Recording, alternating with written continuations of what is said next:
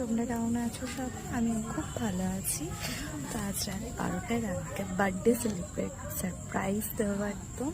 তো এখন যাবো আমরা কেক আনতে। তো চলো তোমরা দেখতে থাকো।